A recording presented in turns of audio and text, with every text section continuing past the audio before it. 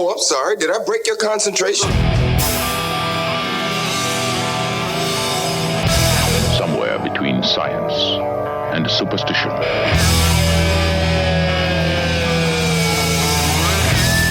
have such sights to show you.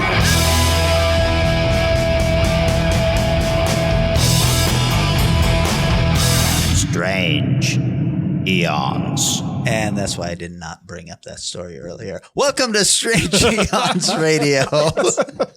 That's Eric Morgan over there. Hey there. No, I won't cut that. Vanessa Williams over there. Hello, I'm here as well. I'm Kelly Young. You guys, we put up a little poll, and the poll was to figure out what our new topic was going to be, and by an overwhelming majority, it was Hammer horror. Yes. And I was pissed off at Eric because he made the poll, and so Hammer horror was one of the selections, and I wish it had just been Hammer, so I could have, reached out into some of the films that I hadn't seen.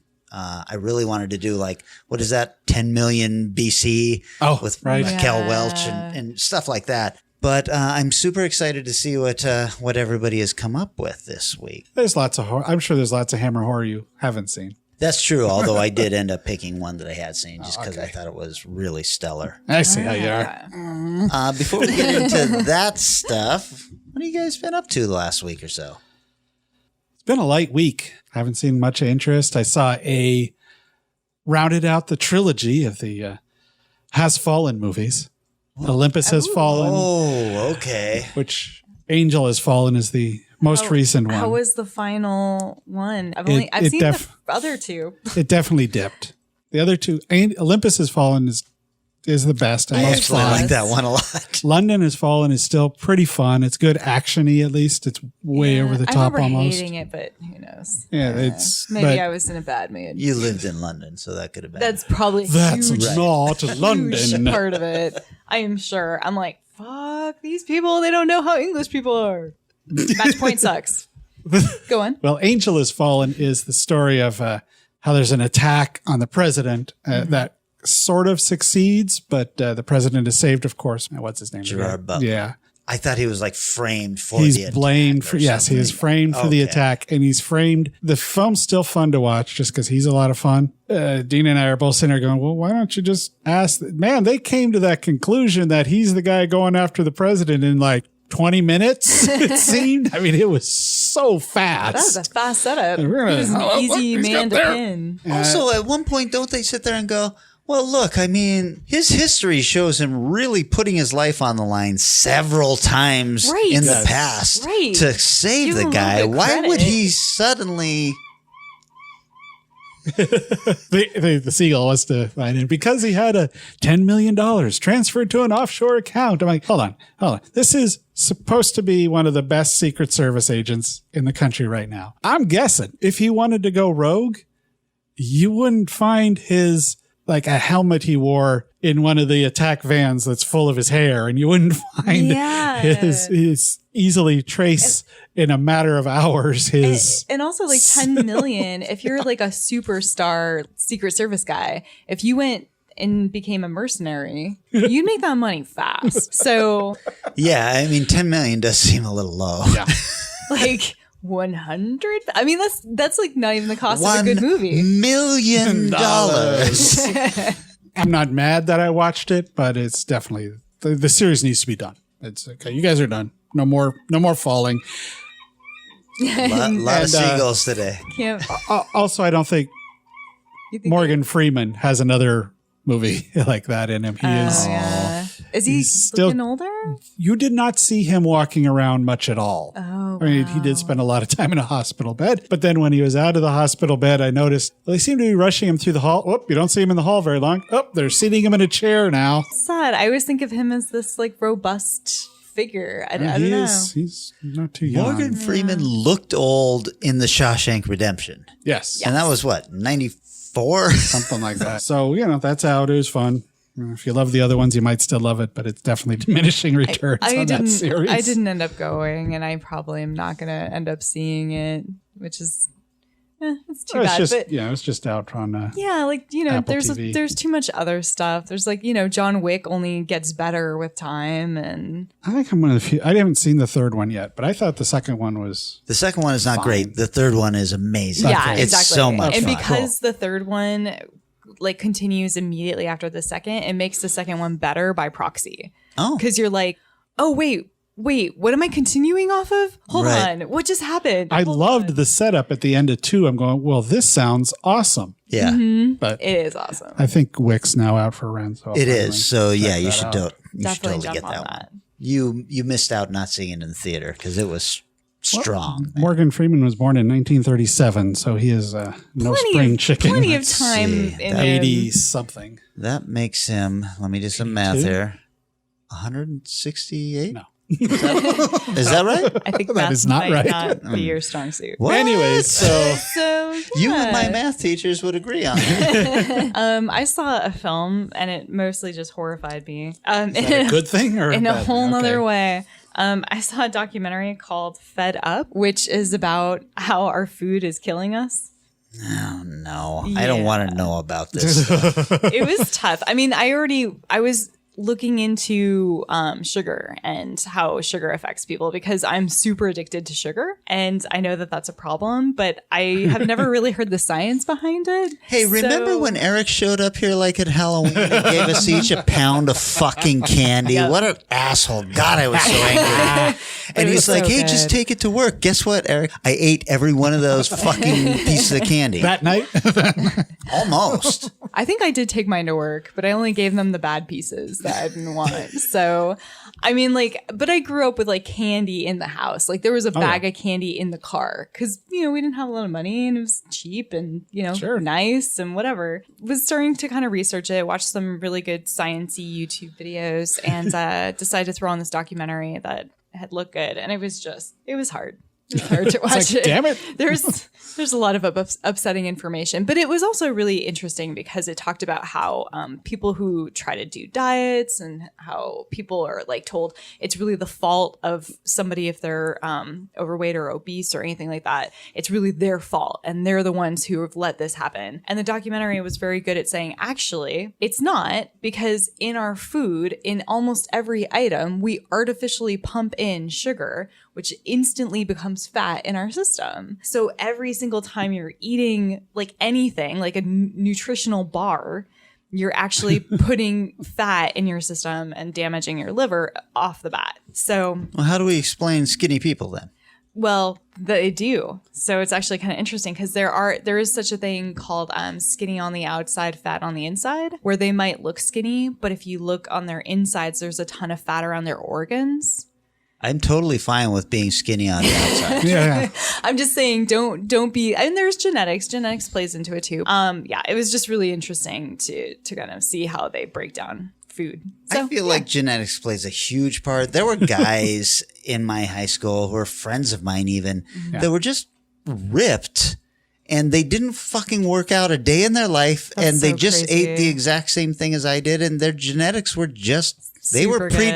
predispositioned to be gods. yeah, I think that's in there, but I do think that we are at a disadvantage overall.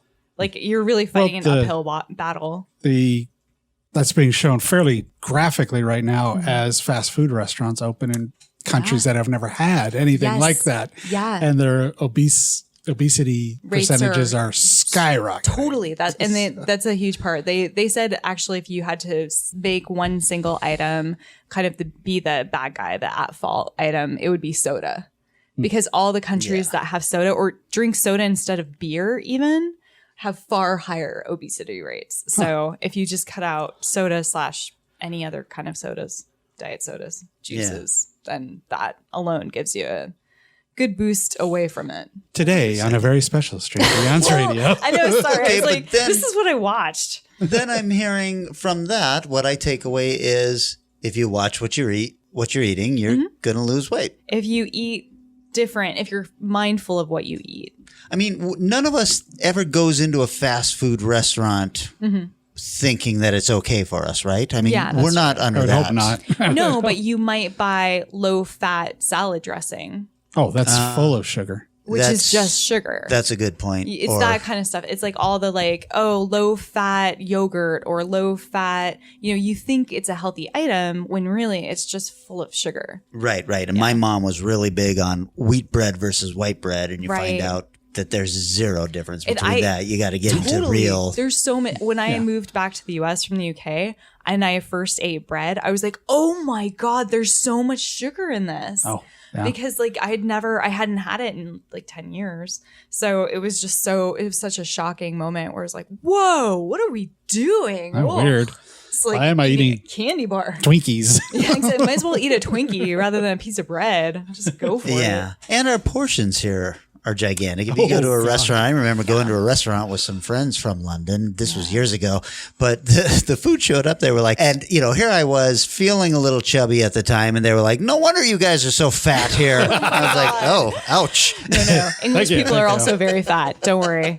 Yeah, I've seen some of the fattest people out there. No. They're good. Don't worry about it. Well, my friends were not, and they were rubbing it in. Oh, boo to you people. I have been not seeing very many movies, but I've been catching up on The Mandalorian. Oh, cool. So good. Cool. I heard it's getting even better.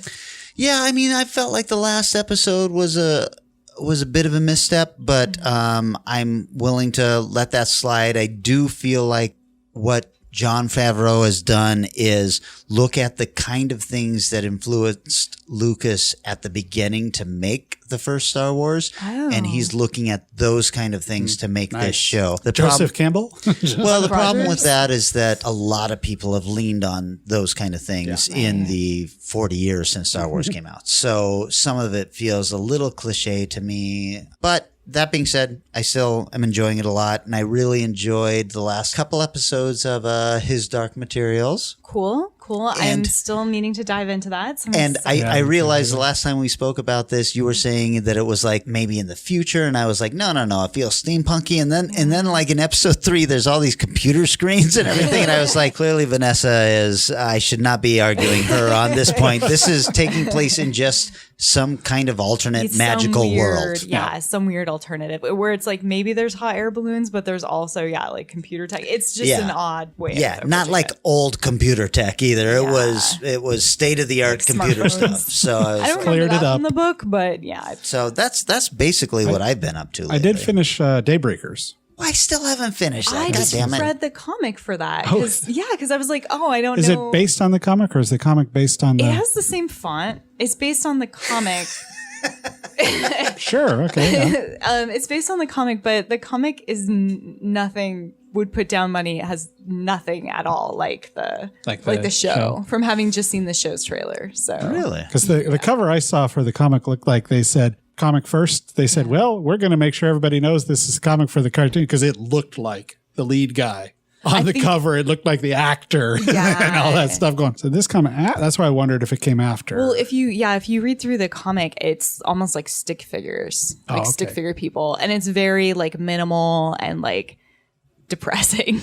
The show's not. The show has one episode that's kind of rough, really but not funny. It's a fun show. I wonder if it's just is it a comic book maybe tie-in or something, like not an adaptation of the show, but an alternate storyline or something? I would could be. No, because the entire premise is slightly different. Because in the show, they can't, like, all the old people are zombies, right?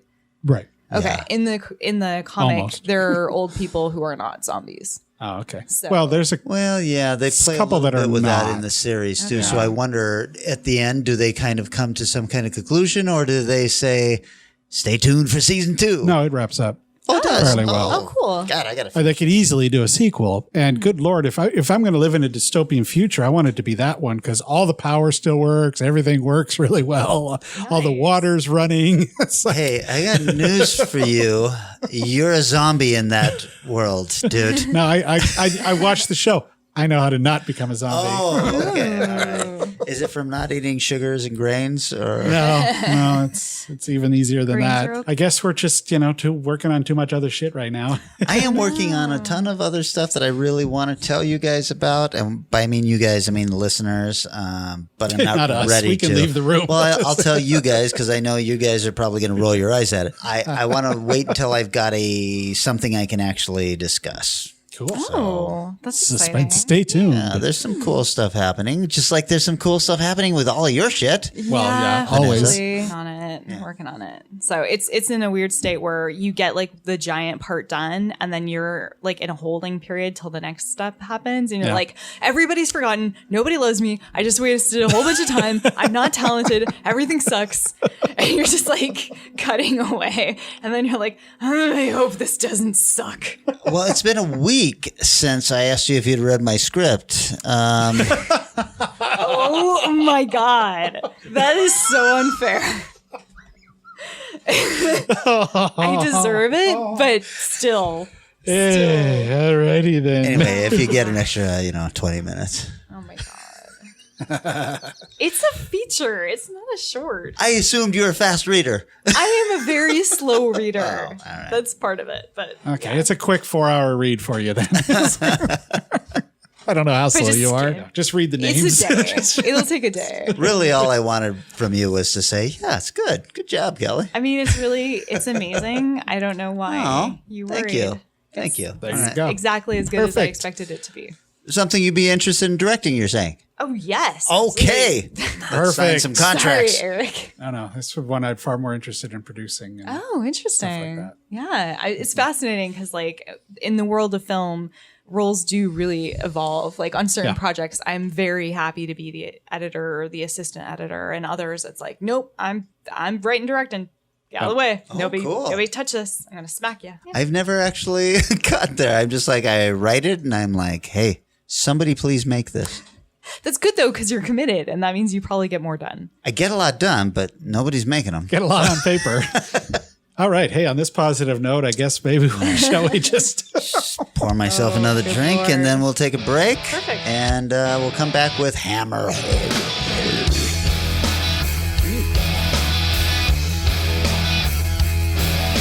1984 Bowler of the Year, and I've got the hammer.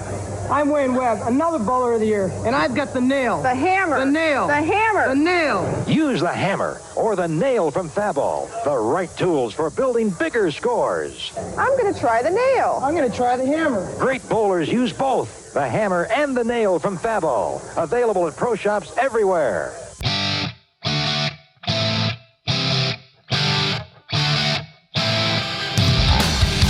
Back. Okay, so this time, instead of one of us picking the topic, Eric put out a call to action, and the listeners responded, and it was Yay. all I got to Horror. admit, when I thought of that thing, I'm like, going, crap, if we get like 3 votes, I'm going to be so annoyed. But we got pretty solid voting. It's It pretty was good. actually, I have seen these things go up onto websites with a lot more viewers and members Followers and than stuff, ours that got much less response. And so when I looked at it and saw that there were actually people we didn't know voting on things, Yeah, great. I was like, wow, That's now we have to come in awesome. and Yeah. deliver on this. Well, the best part about this is that it finally allows me to break open my giant box of Hammer horror. Oh, I was That- so jealous when that I was saw your giant impressive. box. Yeah, it's one of those leftovers from when I lived in the UK, and I bought it at a charity shop. It was like on sale in the window across from my film school, which was perfect. And I was like, Hammer horror, that sounds awesome. Bought it, proceeded to watch like 3 of them, and then haven't come back. So I was like, yay, I get to jump back in. How many did you say? 9 DVDs? There's 21 films. 21 films. That's Yeah, nice. it's a lot of discs, but it's hard to count them because they're in like little sections that make up a cross. It's great because when you bring the lid off, it falls open into like the shape of a cross. It's Just the crazy. entire packaging that Damn. you It's posted so looks so good. cool. Oh my god! And it has all the postcards with it still. So Jeez. Is that Arrow or something like that? Or do you know who put it out? it's like Studio Canal or something. It's Oh, like okay. some kind of French tie-in or some like I'll bet you very it is academic. Studio Canal. Yeah. Yeah. So why don't we, well, we're talking about this. Do you want to go first? Sure. Yeah, I could definitely go. Well, actually, you know what? Here's the thing. Okay. Mine is at the end of, maybe we should go in Hammer chronological Hammer order. What year is yours then? So mine's 76. Oh, wow. wow. That Okay. is the end. Mine's 68. 62. Oh, well, why don't you go first? Then I shall dive in. So mine was the original title under Hammer was Captain Clegg. In the U.S., it was released as Night Creatures.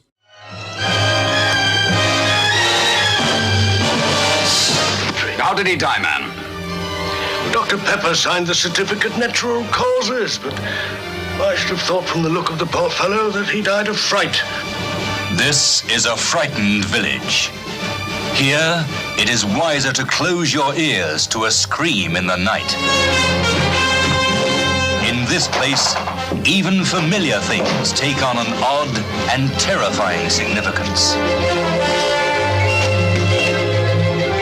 A funeral moves under the cloak of night, but no one inquires who has died, nor why the corpses are dispatched with such desperate haste.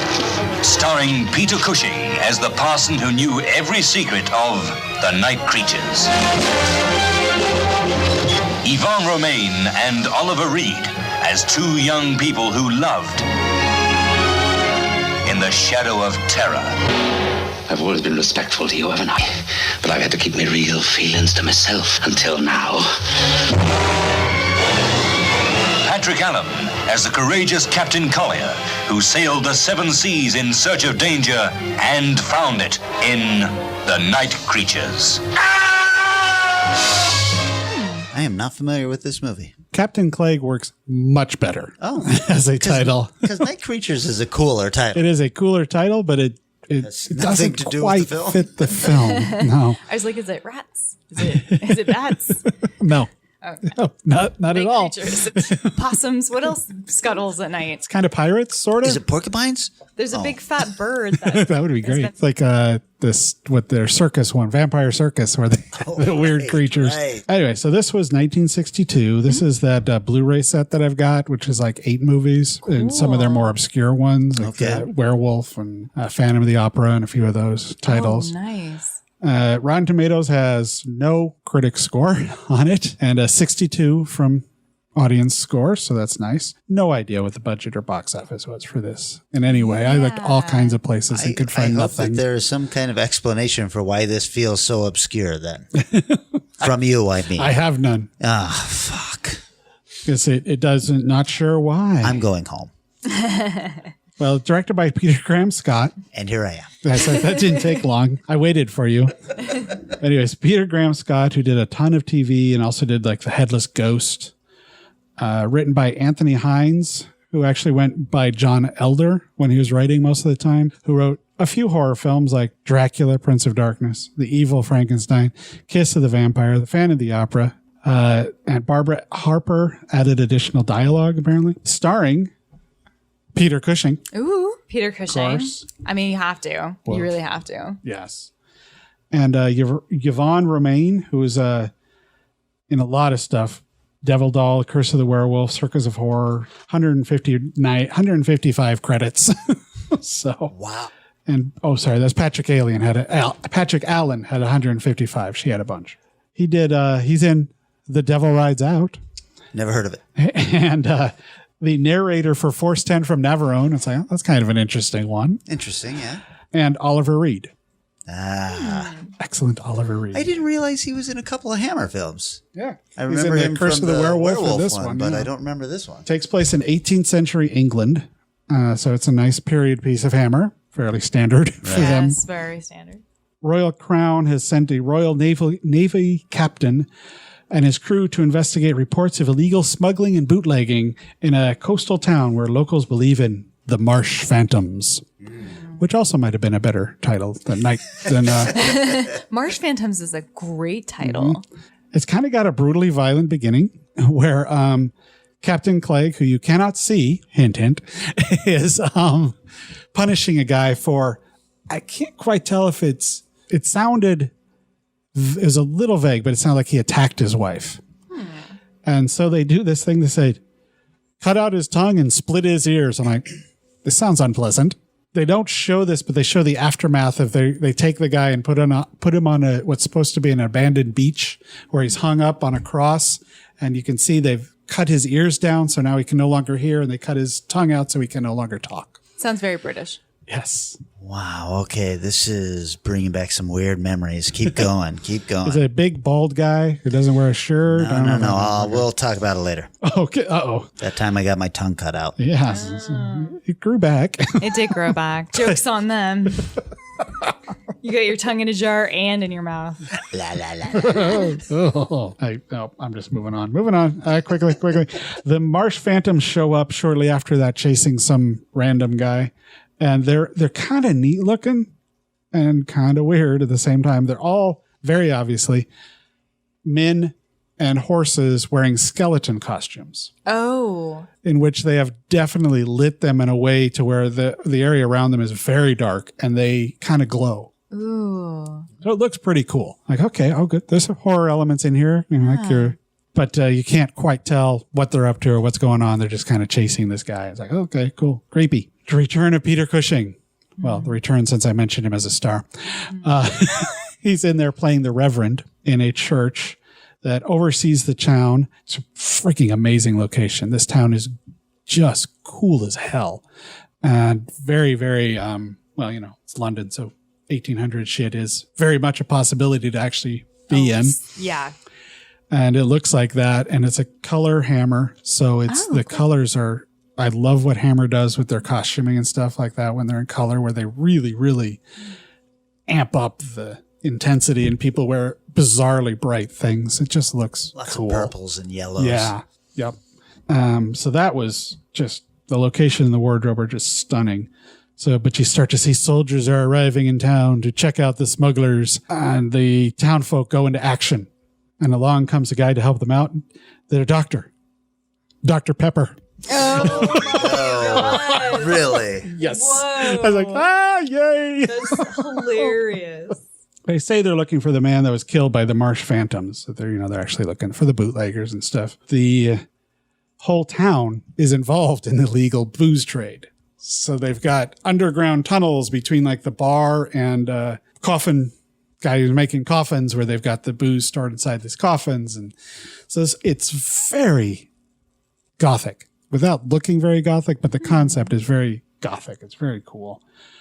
One of the very hard to buy parts of the story is Oliver Reed and Yvonne appear to be playing teenage boyfriend and girlfriend, because they're standing in church and she's kind of looking over at him, and her dad like nuzzles her, stop him, and then they show Oliver Reed and his dad does the same thing to him. Like, these are teenagers, like the kids in Grease are teenagers. Right. Oliver Reed is 33 years old in this movie, probably. Yeah. So I was just like, you guys should be married and have like a house by now. What are you doing? Exactly. Because their parents keep doing chops. that.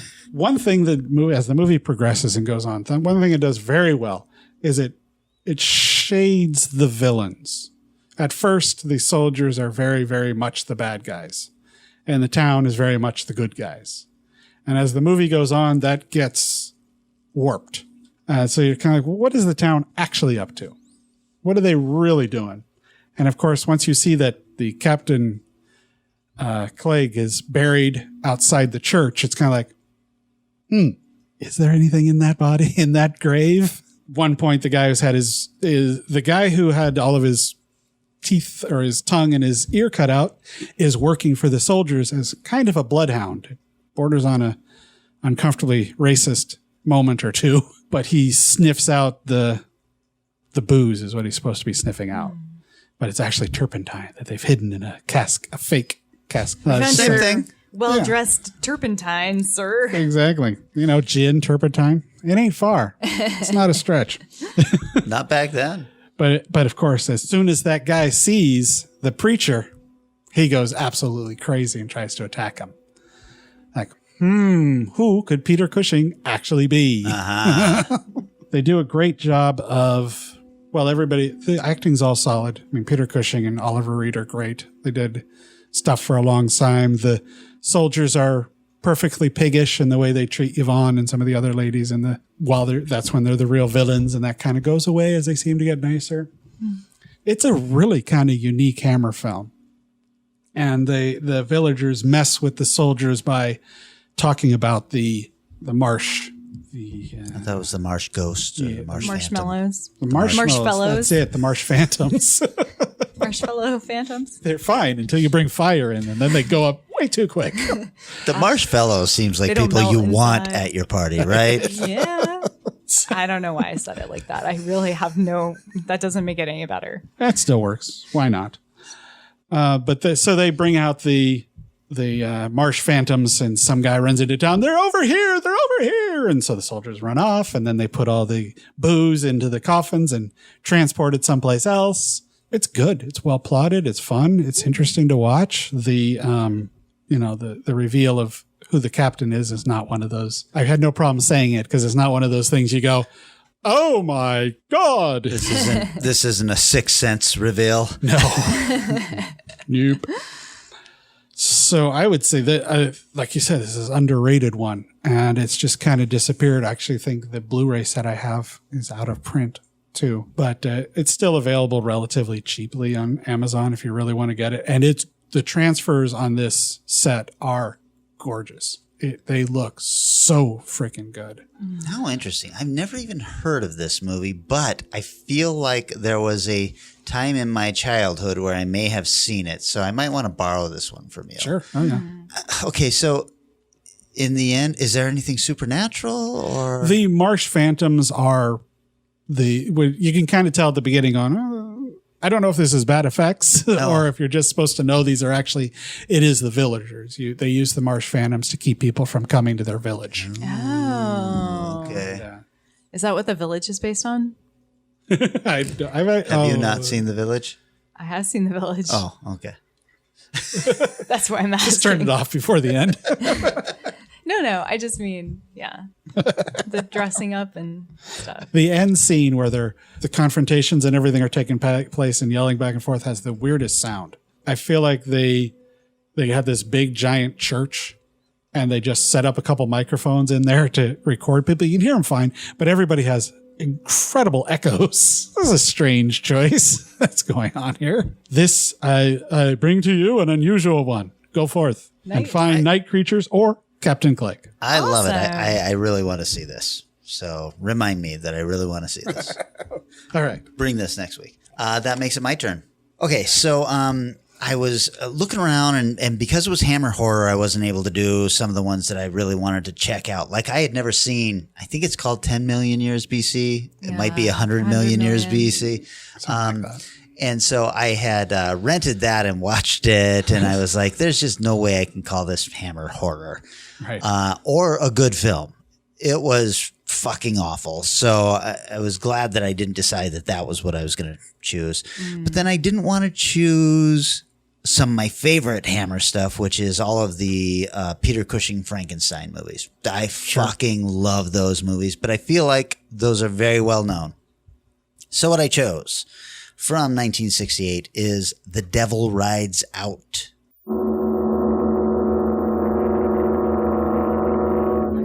Rex, do you believe in evil? As an idea. Do you believe in the power of darkness? As a superstition. Now there you are wrong. The power of darkness is more than just a superstition. It is a living force which can be tapped at any given moment of the night. Why, on one night of 1 year, should these people live in mortal fear?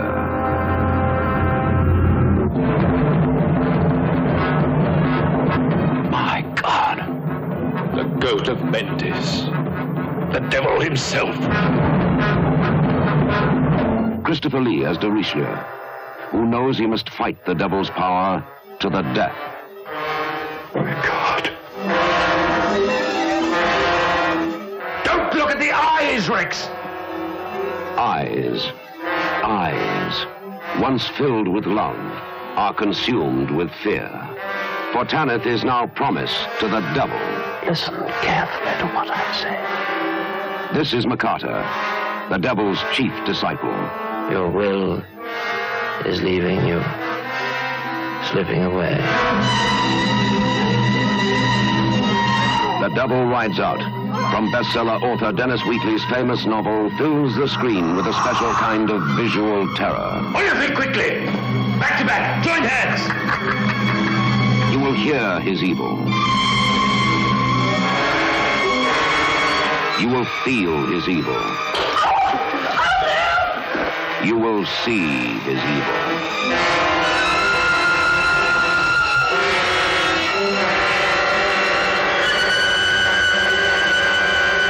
If we once catch sight of his face. Does he ride out on a skeleton encased horsey? How interesting that you say that, because it was released in the U.S. as The Devil's Bride. They felt The Devil Rides Out was too much like a Western sounding film. Oh, okay, sure. Why not? Well, I get it, actually. Yeah. I think, have you seen this, Vanessa? I haven't. I actually really want to see it. So I was glad that you picked it, because that's definitely on my list coming up soon. But it's I'm stoked to hear about it. I'm guessing it's in your set. It is in my set. Oh, it is? Okay, Oh, definitely yes. watch it. And Eric, I can't remember. So our buddy Matt, who does a outdoor movie thing in the summers, it wasn't last year. I think it was the year before. This was one of his movies, and it was the first time I had seen it. Were you there for that? I don't think so. Okay. I can't remember. He, if I remember correctly, he paired this with The Wicker Man. Oh, wow. And I had already seen The Wicker Man, and this showed first, so I was able to watch this and then go home. The problem with this is, he starts his summer outdoor thing when the sun goes down at 9:00, and I'm an old man. So at 11:30, I'm like, look, you guys, I don't have another movie into me. I go to bed at 11:30. But I was so blown away by this movie that when I saw that Hammer Horror was going to be the pick, I started thinking, well, maybe it'll be this film, because I don't think a ton of people have seen this. It is directed by Terrence Fisher. Hey. It's about time we got to one of his. It seems like we haven't said his name very much. If you're not familiar with Hammer Horror, Terrence Fisher has directed all of the big ones. Yeah. It's written by Richard Matheson. How cool is that? That's awesome. And it is based on Dennis Wheatley's novel from 1934. Wow. Okay. Yeah, it's really cool. Budget was about 300,000 pounds, which I did the conversion. It's 40 million kilograms. That sounds a little off, but yeah. The box office, unfortunately, was right around the same or less. So it was not considered a hit at all. However, Rotten Tomatoes, the critics, 94%. Wow. The audience, 76%. And nice. I'm not sure exactly why, unless maybe this is newer critics and they're judging it on some of its kind of shaky effects. It stars, shocker, Christopher Lee. Whoa. No way.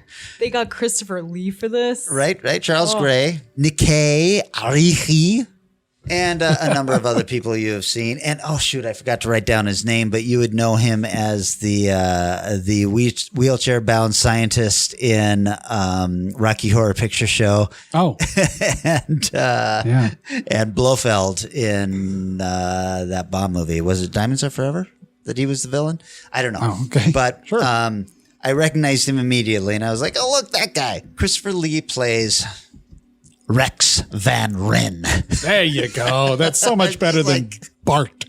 I fucking love. I mean, authors who we all try to come up with a cool name for our hero. They have to be heroic names, right? But Rex Van Ryn, that's pretty fucking great. It's pretty good. Mm-hmm. So he and his buddy, they haven't heard from. Well, a friend of theirs has passed away, and they haven't heard from the friend's son in a while, and so they unexpectedly drop in on him, and it just happens to be a night where he's having, well, an unusual party. It seems a little weird, especially to Christopher Lee's character, who is versed in all things occult And so he starts kind of wandering around and listening and snooping in on what are the conversations that are going on. And they're all talking about like stars aligning and stuff like this. And he immediately realizes, oh, this is a satanic cult. And they are planning to baptize their deceased friend's son and this other young woman they've met at this party. They decide that it'd be a good idea. They get the son and the woman into a place where nobody else is. They cold cock them and knock them out and decide to kidnap them and rescue, in air quotes, these guys from this satanic cult. So it's amazing because, this is set in the 1920s, so it's also a period film, and they're all in these period vehicles, and so they're racing away in this period vehicle down that road that is in every single Hammer film that they drive down. It's obviously something that was on Hammer property. They get them to Rex's house. And the movie then turns into this really cool, I want to say it's like a bizarre version of a Siege film because it's all psychic attacks. So, whoa. Yeah. Cool. So they're trying to stop this main guy, the guy that I was telling you about, Rocky Horror Picture Show, who's the leader of the cult, from possessing his people that he wants to baptize and bringing them back. And so there's some fun scenes with car mirrors and stuff where the one girl looks into the car mirror and it's the other guy's eyes, staring back at her and stuff like that. They set up all of these defenses that in the end have zero bearing because this satanic cult is serious. They want these people and there's a very limited amount of time before they can have them. I'm not exactly sure why it's super important that they get these two people in, but it is. So they actually break in, get the young man and the young woman, and they steal them away to some other house now. And Christopher Lee and his friend, they have to then kind of search the countryside, but they figure out pretty quickly where these people are being held. There. Yeah. And so they then go on the attack. And now it's a Siege movie on the other end of them trying to break into this place and the cultists trying to fight them off and everything. It's pretty cool, but they do not succeed. And so now everybody has been captured. And we're realizing that this is going to be a end of the world scenario. This is going to happen. They need these two people. They're raising the devil, basically. It's going to ride out. Yes, exactly. Exactly. So there's some crazy shit in this movie. The best part was I watched this now, having seen it before. I was familiar with it. So I watched it this time with the commentary, and it's the three actors, Christopher Lee, Charles Gray, and Nikkei Arihi on here. They're talking about this stuff. Now, Christopher Lee, he says this is his absolute favorite movie he's ever made. Oh, wow. And he actually was the one behind it, saying you guys need to adapt a Dennis Wheatley novel. He apparently was also a friend of Dennis Wheatley. And in the commentary, he talks about how this stuff is all real. You should stay away from it. Oh, it's wow. all, it's fucking amazing awesome. commentary where, as Dennis Wheatley believed in this very much and cautioned me against any of the spells that were happening in the film and all this stuff. And it was just fucking fascinating to listen to because everybody was in agreement. This is three old British actors who are just like, yeah, you don't mess with that shit. For the listeners, I don't believe in anything. So I don't believe in the devil. I don't believe in spells. And I don't believe in God or any of that shit. This film has a very, very religious background to it. It's, it's the devil. And so they're fighting it with crucifixes and Bibles and stuff like that. Keep in mind also, 1968, same year Rosemary's Baby was released. This was released just prior to that. But Satanism was on everybody's mind. This was, something where, even Sammy Davis Jr. was a Satanist back in 68. So people were talking about this and everything. And it's interesting to see Hammer dealing with the groovy late 60s and Satanism. and in a film that takes place in 1928. So they get in and they get the people back, and they end up doing this. The big set piece at the end is this gigantic circle, a protective circle that they have created in this big room. And I just got to say, the set dressing and all of this stuff in this gigantic room is so cool looking. I don't know if this is a real house or if it's just a set, but fuck, it is so cool looking. You know, it's just, it looks like an old mansion. And as you're watching it, you're like, yeah, I'd love to make my house look this old and aged. You know, it's really cool. There's some shaky effects in this final scene, and this could cause people to dismiss this film. Most notably, a tarantula, which in some scenes is clearly supposed to be a gigantic tarantula, like the size of a person, you know, like a 6 foot long tarantula. And then in other scenes, it's clearly just a regular tarantula walking around, and they've got like it in a glass because it comes up against something, and they're trying desperately to focus on this tarantula's mouth, but it's clearly they don't have the right lens to get that tight. Yeah, so it's a little blurry and it's a little shaky, and it doesn't quite work. And then Chris D'Elia is talking about the scene in the commentary about how they had 3 tarantulas for this scene. One of them died from heat exposure on the set. One of them was already dead. They had to call in for this third one. They needed a live one to perform these scenes. Then they did this sulfuric acid on the already dead one and stuff like that. And I was like, you know what? This is just how it happened in the late 60s in England. You know, fuck your spiders. The very end. Big scene of divine retribution where the satanic temple is suddenly turned into a church. I'm not sure exactly how, but like the walls fall away and there's big, not crucifixes, but crosses on the wall. Sure. And I was like, well, you wouldn't have built your satanic temple on a church, right? So why are these crosses all here? They must, there's literally something happens where God intervenes. Oh. Whoa. And so I'm like, okay, this is interesting. Guess what? It gets weirder from there because the final scene is time travel. What? Time travel in our heroes' benefit, where suddenly they are dropped back into an earlier time where things didn't happen this way. And the things they were worried about and the people they were worried about dying haven't died. And there's a big finale where Lee's friend says, you know, well, we have God, or thank God for this. And Lee says in the final line, yes, we must all thank him for this. And it's like, wow, they're really leaning on God, you know, coming in and saving the day for this. So I can only imagine that that's kind of where the novel gets that from. And it's a novel from the 30s. So like I said, Rosemary's Baby comes out in 68. That thing is a fucking gigantic hit. Huge. And so it completely overshadowed this. One thing I thought was super interesting. This film is a typical horror or Hammer horror. So it's got all of the stuff that goes along with Hammer horror in it. Nice. Especially in the late 60s. It is rated G. Rosemary's Baby, rated R.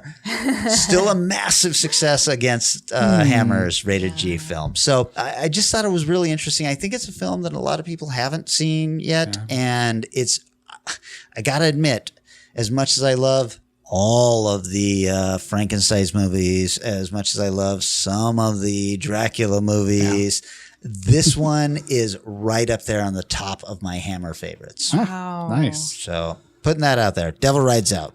Awesome. Yeah. Well, so I will cap off the Hammer horror franchise with my film, To the Devil, a Daughter. The evil power of black magic has fascinated millions of moviegoers. In 1967, Rosemary's Baby. In 1974, The Exorcist.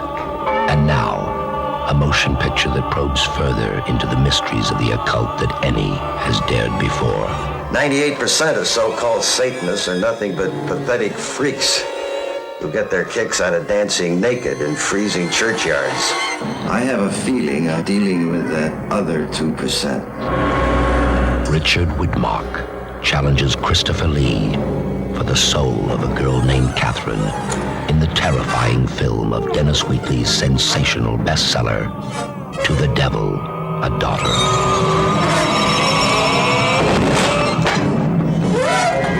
Te adoro et te invoco. They've got Catherine, and we've got to get her back before it's too late. When this ceremony has been performed, I shall destroy you, John Burney. The demons hate you, Raynor. They're waiting for you. Catherine. You are warned. The full shock, the full satanic horror is yet to be revealed.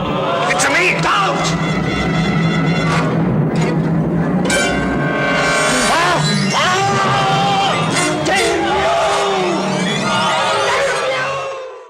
Which I looked through my box set and came across and just really liked the description of. I thought it was really interesting.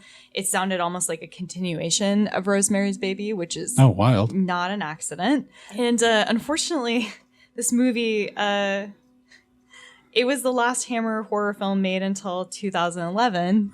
Okay. So not particularly well received. When you said 76, I was like, God, that has got to be the very end. last one. Yeah, made in 76. It's 92 minutes long. The critics hate it. It's actually, I'm surprised it even has 40% on Rotten Tomatoes. Audience is 38. Just anybody you come across is not like this movie. It's directed by Peter Sykes. I think it's exciting to hear you say that. Nobody likes this film. Let me tell you about it. Well, the thing is, I don't know. I do kind of like it. So, Good. yeah. That's kind of the point of this podcast. Yeah, Exactly. Right. So screw you, people critics. You were just maybe perhaps wrong. So it's directed by Peter Sykes. He was not their first pick. He was not their second pick. He was not probably their 12th pick. Oh no! He was the last person they said they asked pretty much every director in England, and then finally got Peter to agree to do it. What is Peter Sykes known for? So he did a TV show with the called Avengers. Oh yes. Oh jeez. Okay. Huge fan of the Avengers. Definitely. He did House Nightmare Park, The Committee. Yeah, he's done like some TV movies, I think. Is kind of so he's done a lot of the stuff. Avengers. Right. but not necessarily stuff that you would think of. I think he was kind of a safe bet. So it stars Richard Widmark, who plays John Verney, who's this kind of like author of the occult. You may have seen him in many like manly men American films, such as The Alamo, Kiss of Death, Murder on the Orient Express. He's very much like a man's man. You know me from such movies as The President's Neck is Missing. And Sweating for No Reason. It also has in it Christopher Lee, who plays Father Michael Raynar. I don't know who that is. Who's that guy? So you might know him as Sauron from Lord of the Rings. He's done nothing else, so don't worry about it. Wasn't he also Count Dooku or something like that? Yeah, some little film in the early yeah. 2000s. Wicker Man, he's in, and that's one of my favorite movies, so it's always a joy to see Christopher Lee. Honor Blackman is in there as well. You guys might remember her from Goldfinger as Pussy Galore. She is not like a main character, but she's in the mix. Dawn Holm Elliott. Denham Elliott. Denham. Omen 2. Thank you. Or Brody from Raiders of the Lost Ark. Yep. Oh, Yep. nice. And he plays Henry Beddoes, who's the sort of father who's lost control of the situation. It's based also on a Dennis Wheatley novel. What? Yeah. Oh, jeez. Fuck. All right. Yeah. Nice. Yeah. So essentially, Dennis, it was the same situation where Christopher Lee said, there's this great Dennis Wheatley book. You guys have got to do it. It is 8 years ago, we listened to you, Chris, and it was a huge flop. But this time we're going to trust you. this Right. one. It'll be huge. Well, Okay. here's the thing. They had no money. Like, absolutely no money. So they were able to get this book for free. They were able to use the rights for free. Wow. Did you say what the budget was on this or box office? I did not. Let me see. I know it's tough to find that information on these older ones. I know that I came across something. No, I don't have it. I guess I'm asking this because is this the film that killed Hammer, or were they already on their way out? It was the nails. Okay. Yeah. They were done. They were pretty nailed. much done, but this was the thing that absolutely killed them. I think they did it for about 10 million. And Holy crap. Yeah. So they got one guy who threw in 5 million right off the bat, and then they got some money from Germany. So there's a couple of scenes shot in Germany. It looks high budget, and the reason I think is that they're trying to compete with things like Rosemary's Baby and The Exorcist, where they're really trying to bring in these sort of interesting supernatural elements, and they think that they can be successful. Right. But yeah. Yeah, 76. Then The Omen would have been out also by now. Yeah. So. Yeah, it's a heavy hitting field, and of course it's a Hammer movie, so it still has all the Hammer hangings and dressings onto it. So everybody's seen Hammer movies, nobody's seen Rosemary's Baby. It just couldn't compete. Is this also then? Is it a period piece then? Is it set? It's set in the swinging 70s. Oh, all right. Oh, Yeah, okay. no. Disco Fever. Yeah. So what the movie is about. So it follows a young woman who is getting onto a plane. She's being ushered on by Christopher Lee and some other characters. She's very beautiful. In fact, she's played, I realized I hadn't mentioned yet, by Natasha Kinski. Oh. Okay. Yeah. So for those of you who don't know, daughter, super young. Yeah, she's probably, I would say, she could be somewhere between 16 and 18. Oh, wow. Yeah, okay. I mean, she looks that at least. She's the daughter of Klaus Kinski.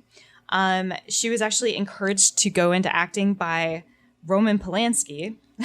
Yeah, that doesn't age well. Well, I mean, but at the time, like, that's a big deal, right? Like, Roman Polanski is... Yeah, but the motivations behind Roman Polanski pushing a young woman to go into movies becomes a little creepy in retrospect. Let's have a meeting here. We'll sit in the hot tub and talk about it. Moving swiftly on.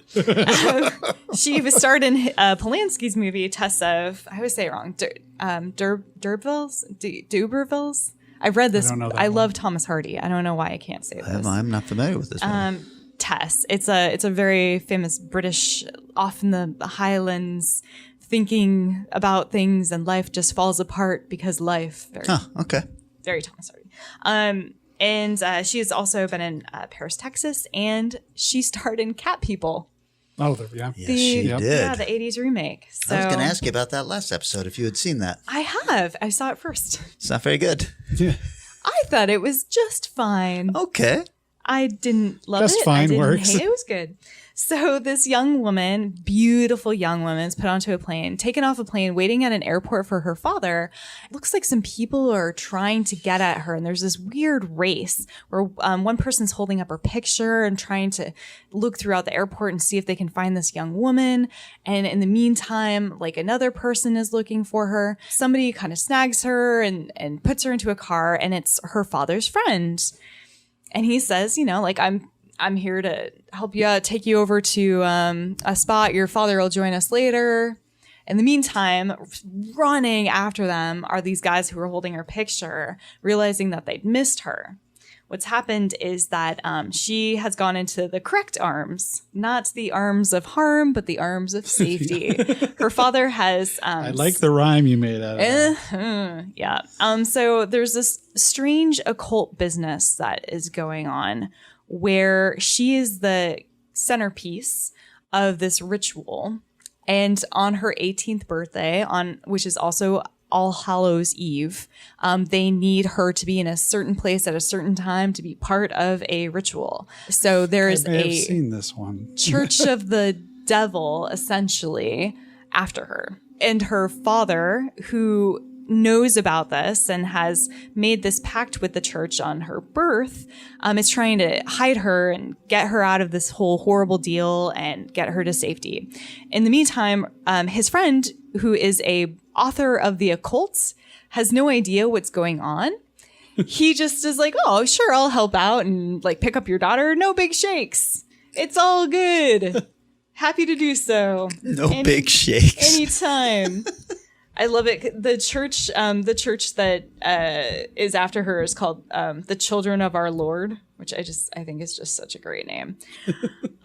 So she stays. She's a little antsy, as is her father. The father never really. Yeah, he never actually sees his daughter throughout this film. He's constantly like, oh yeah, no, I'm going to come. No. But he's actually thrown himself as far away into the countryside as possible in case these cultists try to track her down. He wants to be steered clear of them. And in the meantime, she starts having these crazy nightmares. Yeah. And his friend is like, what's going on? Because there's this weird, that's a really creepy scene where the friend is watching her have this nightmare and she's like very sexually unhappy in a dream. At the same time, there's a parallel of a nightmare where she's trying to escape her mother's womb. Very sexually unhappy. It's like screaming, but it's really moaning. And like her nightgown becomes completely see-through through sweat. And he's just like standing in the doorway, like watching, like, and then she wakes up and he jumps in and he's like, oh, it's okay. I'm like, you guys, you really did that on. That was terrible. That was so terrible. It was, yeah. Guys. You see a lot of stuff in this movie. A lot of stuff. So the father ends up giving up her position through kind of, again, there's this weird psychic power that's going on where Christopher Lee is making phone calls and he gets her dad's number and convinces the father through this sort of like psychic witchcraft to give them the name, and like the telephone becomes like a snake and there's like a rope around his hand and he's seeing all this weird stuff. It's absolutely bonkers. Wild. Everything you're saying makes me want to see this movie. Yeah, that's the thing. I actually wrote a note in here that every time I think it's cheesy or that it's gonna like be really bad or I'm like, ooh, this is a little on the nose, every time it would turn it into this really spectacular moment. Man. Yeah. That's cool. I was super surprised. So this story kind of continues with this chasing game of trying to get this girl. It gets a little bit more crazy with props. Christopher Lee gets out some golden plates where I was like, wow. Mormonism. Yep. I was like, you're putting your hands on some golden plates to call out to her because this is how your God has said to find her. How interesting. That's not based on anything at all. Particular entity in which the devil church is worshiping is the Church of Astaroth, which, if anybody knows about the holy trilogy of the devil, it goes Lucifer, Astaroth, and Beelzebub. So this is like one corner of that. So this church is specifically interested in Astaroth. There's a lot of other weird, creepy moments. Like, for example, same thing. Christopher Lee holds up this doll, this like crappy plastic doll. And you're like, oh man, this is so cheesy. But he holds it upside down with its legs apart. And that he uses this doll to basically summon the girl psychically to draw her to a toy store where he has one of his worshipers waiting for her. And you're like, damn, that was a crazy move right there. There's a lot of sexual imagery. There's a lot of just crazy people upside down and in odd positions. It's this nuts cult. And of course, you find out that she is part of that cult. She is part of her Whipple, and the god in which she worships and the cross in which she wears is the upside down, legs apart man. She's 100% indoctrinated into this. In fact, she was born to be the host of Astaroth. So there's a lot of back and forth in time. Oh my gosh. There's a lot of back and forth in time where you see her mom giving birth, and her mom is one of the cultists who's agreed to this ritual. And the girl basically, they tie her legs together in the middle of the birthing process, and the girl has to like basically rip her way out of the womb. Holy shit, this is dark. It's intense. It's intense. Damn. In the commentary, like one of the things they said was that they would never have been able to make this film before. This is the first time Hammer was able to really like let loose. I was gonna say, yeah, the British censors were a lot stricter on this. They had stuff. just let go of this censorship. Like it had dropped for Do you know offhand the rating on this? Was this I don't. X or You know, it's somewhere between R and X, I would think, because of some of the stuff you see is insane. Yeah, because a lot of the British horror that we like from the time we don't realize is X rated. Right. Yeah. I wouldn't be surprised if it was X. Just How from, interesting. God, I gotta see this. Yeah, I need to borrow this from you. Oh, yeah. You can. Well, do you have a Region 2 DVD player? Oh, no. I will not illegally find a way to give it to you. I will not also find a way to just find it myself. Oh, okay. That's fine too. There's a couple of moments where you kind of can see why the critics might have not liked it as much. Like there's a puppet demon of Astaroth, and it kind of is really a poorly done puppet. It really doesn't look good. However, that being said, there's a moment where it's trying to get back into her. To take over her for the ritual to be complete. It's crazy. You can't tell if like she's like unbirthing it, as in it's like it's the opposite of the birth process, or if it's having sex with her, or it is bananas. So that scene does work. I mean, yes, it in does. far of making Exactly. you uncomfortable. Oh, completely. Yeah. Okay. There's other things like there's a woman who has a bunch of blood that's drawn. And they like all of her blood is drawn for this ritual. Like she pumps it out herself. She like dies as she's pumping out this, and it's great. Like, I mean, just little moments. Like you're like, wow, this is dumb. You're pumping out your own blood. And then the camera pulls back and you see bag after bag after bag of blood. And you're like, oh shit. You just de-blooded yourself, lady. De-blooded. Nuts. And so they like Christopher Lee is very, he really likes to just splash this blood around at the end. He makes this blood circle and it's like enormous. And he's just like dishing it out like nobody's business. It is a thick blood circle. It's pretty intense. There's a lot of criticism about the end of this film where essentially, obviously, the ritual kind of gets underway. You've got the friend of the guy who's who's basically taken him under his care, and he's desperately trying to find her, running across the city. Eventually manages to face off against Christopher Lee, and they have an epic battle he throws a rock at him. Oh no. Yeah. So there's some and they try to, there's a lot of exposition throughout this film. There's a lot of moments that don't quite pay off. There's a lot of weird story holes, which while I was watching, it really didn't bother me.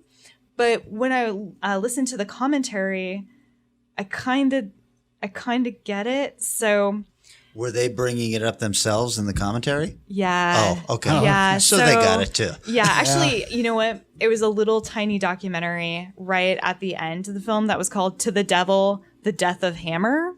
Oh no. Yeah. Alrighty. Yeah. So they saw Cohen. One of the guys had seen The Exorcist, and he wanted to base it off of that. They got the book rights. They then didn't even they totally went off book to the point where Dennis Wheatley said that he would never, ever, ever let them do a version of his book again. But then he died like a few months later. So yeah. So didn't make Joke's any on you, buddy. Right. Sykes, the director, said there is no way to make this book into a movie. Oh, okay. But he did it anyway. I am ashamed to admit I've never read any Dennis Wheatley, and I feel like I need to now. Yeah, no kidding. Yeah, I know. Like, apparently there's quite a few of his works that have been adapted into Hammer films.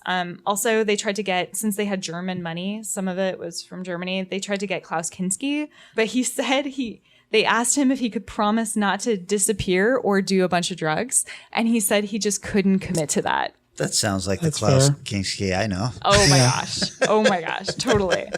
The thing is, right before they started shooting the script, they really weren't feeling good about it. They all agreed it wasn't a very good script, so they tossed it out and they just started shooting. Oh No. So they got a writer on. I was the writer of The Duelist. I didn't write his name down.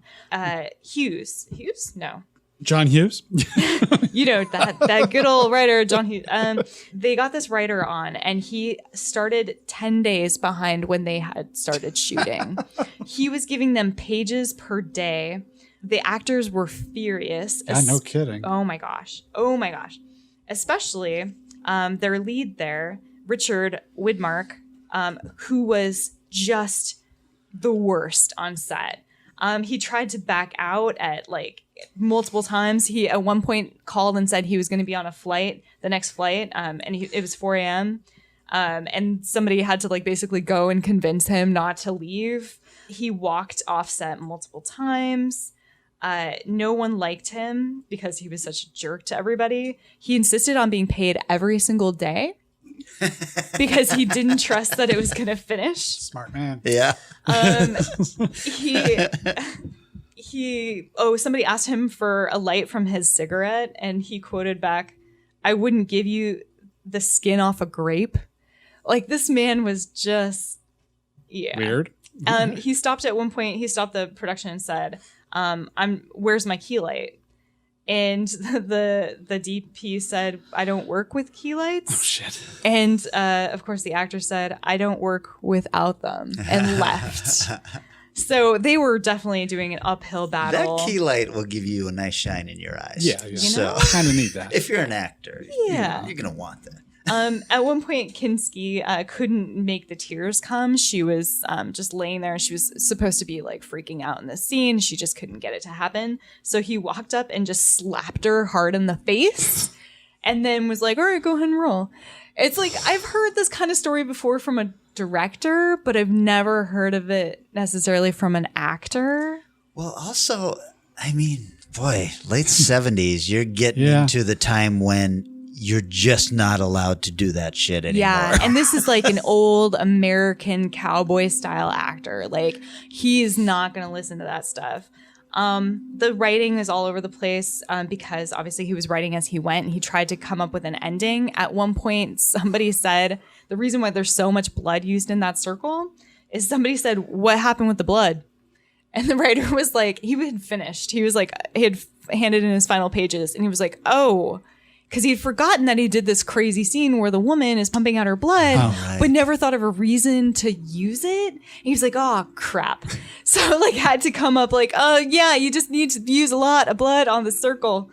So there's, and the ending all works into that for sure, because he was trying to come up with it as he went. Jeez. That being said, so I can see why critics didn't like it. It was obviously no Rosemary's Baby, despite feeling very much like, what if the baby grew up and then reunited with the devil? It definitely has an Exorcist feel to it, but it's not The Exorcist. However, I think it's a really interesting film, and has a lot of visual spectacle. It's got a bigger budget than I've seen for any other Hammer horror. Jeez, no kidding. Yeah, they're like running all over the city. There's aerial shots. They're really unsteady, but that's okay.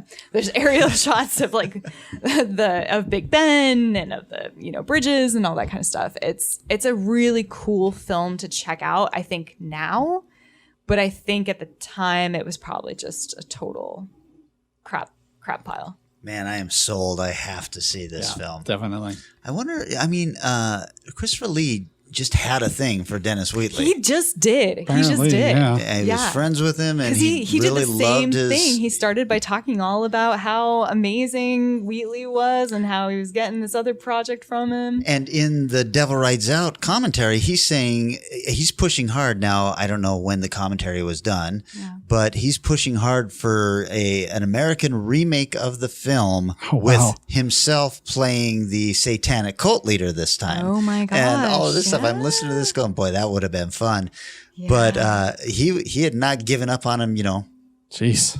a couple of years before his death even. So he was still thinking about him. Wow. That's interesting.